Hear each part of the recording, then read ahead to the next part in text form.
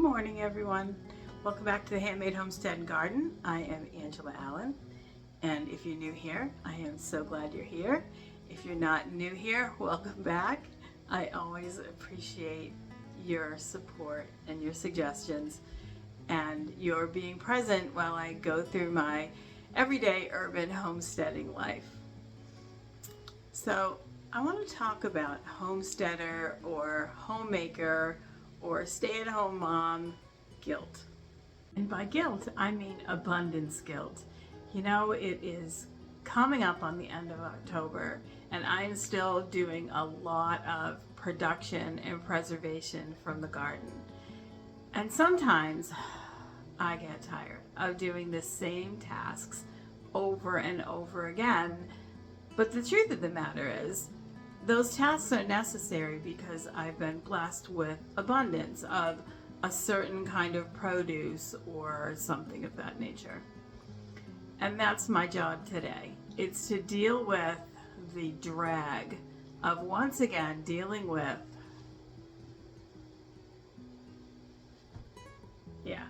tomatoes.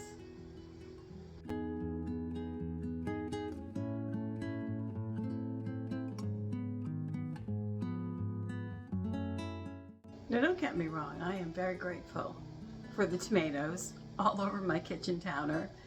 We picked them a couple of days ago when we were expecting rain, and a lot of them were green and they became red very quickly, which I'm grateful for that. And I will make sauce with them, and we will use the sauce, and I will be grateful for that too. But I've made sauce several times, and you know, it's early morning. I have a lot of things I need to do today. And making sauce was something I was hoping I could put off for a couple days, but I really need to take care of it today. Now, absolutely, I could core these, throw them in freezer bags, and freeze them to make sauce another time. Later in the winter, when I feel more like this is something I want to tackle. But here's the thing. I already have about 50 pounds of cored, washed tomatoes frozen and waiting for me to process into sauce as well. And I will get to that eventually. The thing is about frozen tomatoes, you really want to process them within 3 months or so, because they were put in there raw as well. I didn't blanch them. I don't blanch tomatoes. So I don't want to add to what's already in the freezer, so I do need to get these done. Now, like I said, there were a lot of things I want to do today, but these are pressing, and that's where the guilt comes in. I feel guilty that I'm not more enthusiastic about processing these. I'm okay about it. I'm just overwhelmed with the tomato abundance this year, which is a good thing and an absolute blessing. And I am very grateful to heaven to have these extra tomatoes for my family. So I'm going to get on with it, but I want you to know that if you have that abundance guilt that comes with being a homesteader,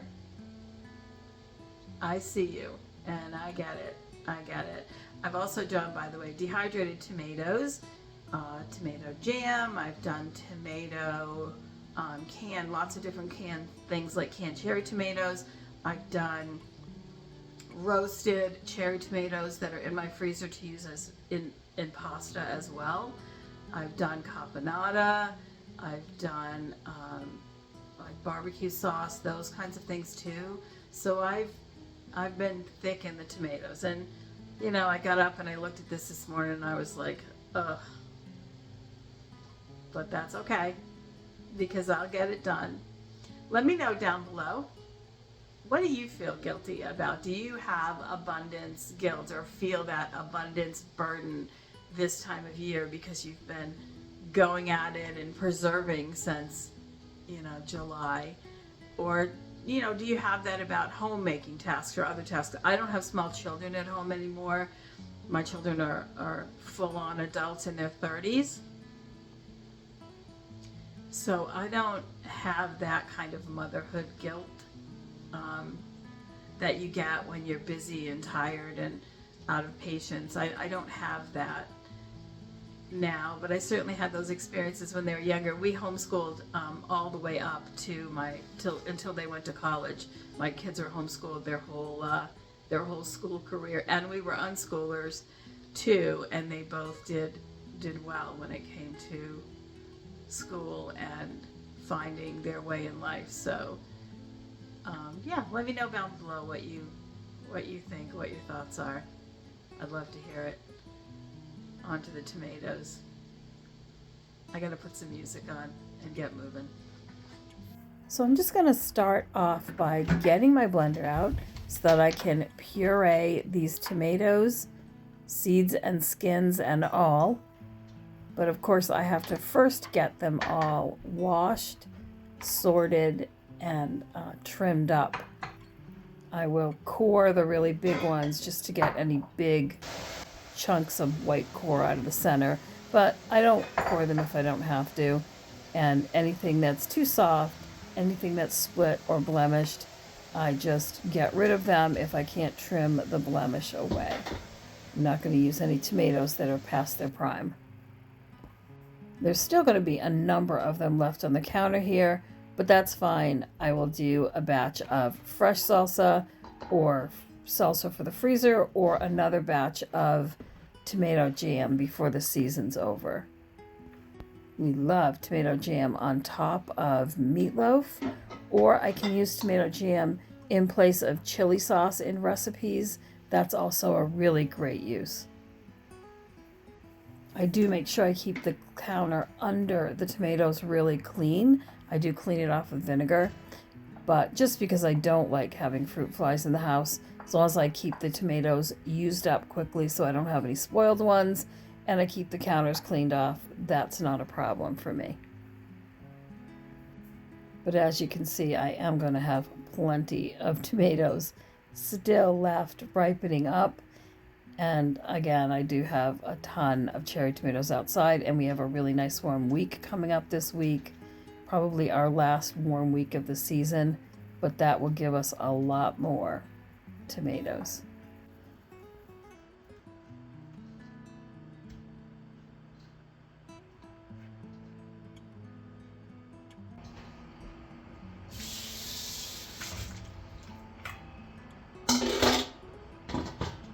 Now this is my idea of the best tool.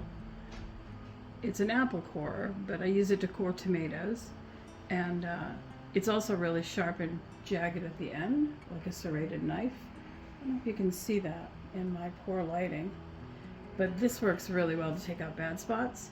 I have a compost bucket, and then the ones I'm going to blend are going to go right in here, and we're going to get these ready to go. Now, because it's the end of the season, some of these aren't like super ripe. Like this one's a little bit underripe. And that's okay, because I am going to taste my spaghetti sauce or my pasta sauce.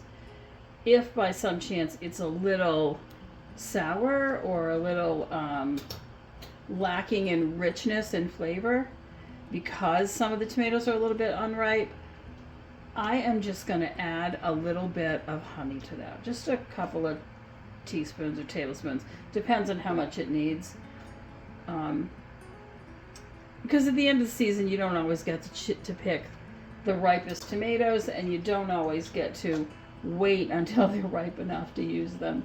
Sometimes you just have to get stuff done. It'll still have all of the tomato flavor. The honey will give it that little almost like umami flavor that you get in ripe tomatoes, and the little bit of sweetness again that you get in ripe tomatoes, even though this specific tomato right here might not be super ripe. I can make up for that, and I'm okay with doing that. This is going to be a lot of pasta sauce, so a little bit of honey just to sweeten it. People put sugar in spaghetti sauce all the time, and that'll work. Now, do I normally put sugar in pasta sauce or honey? No, my grandmother would cry a river of tears. She was Sicilian Italian, and she would never have put sugar in her pasta sauce, but that's okay. If I need to do that, I need to do that. So I'll get the rest of these processed, and then into the blender they go, skin and all. I do not de-seed. I do not take the skins off my tomatoes either. I just put them straight through the blender and then I cook that sauce down, and that's next.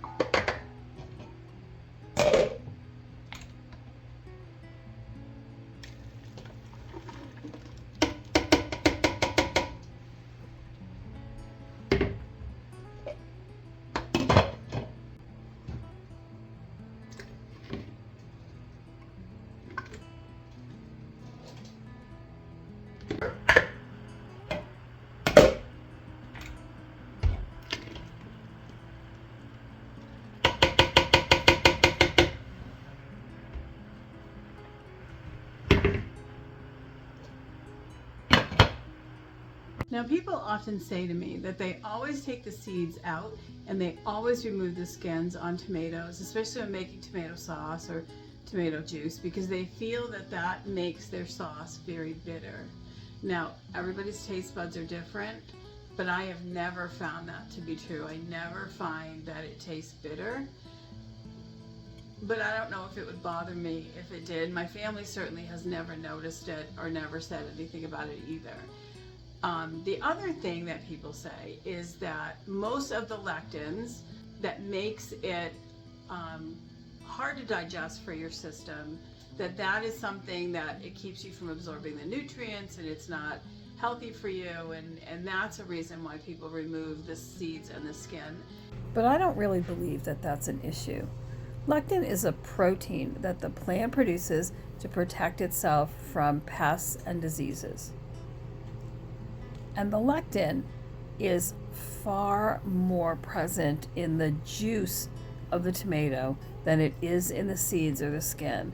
And when you think about that, we're actually using the tomato pulp and juice, and then we cook down the juice to thicken the product.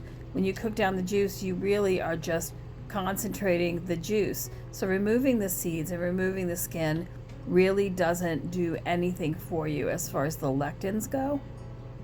And tomatoes contain much fewer lectins than beans and other legumes do.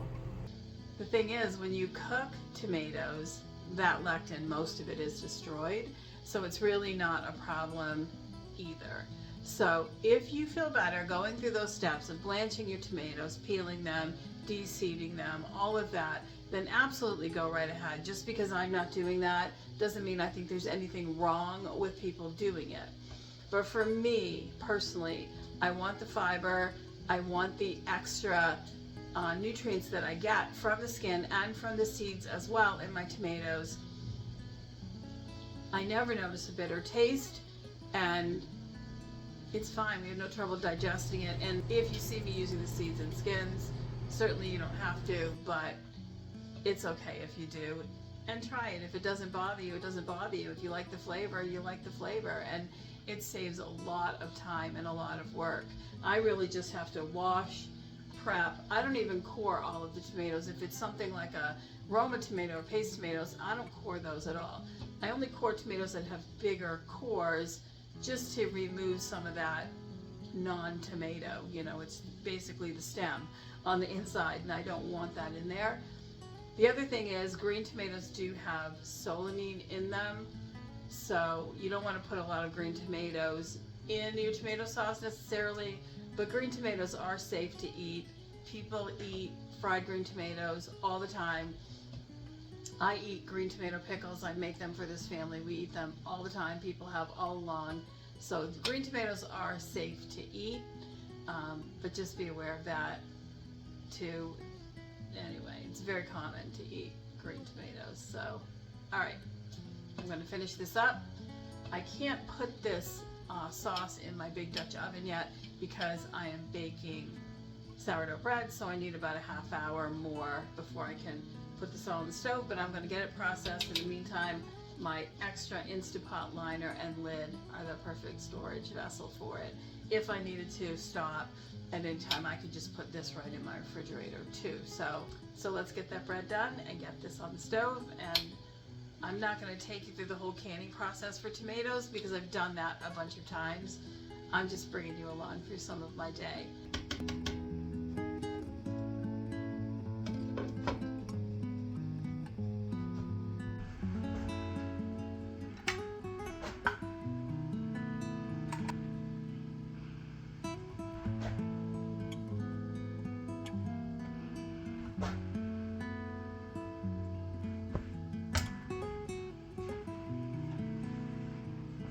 Well, thank you so much for spending some time with me this morning while I worked my way through yet another morning of tomato processing.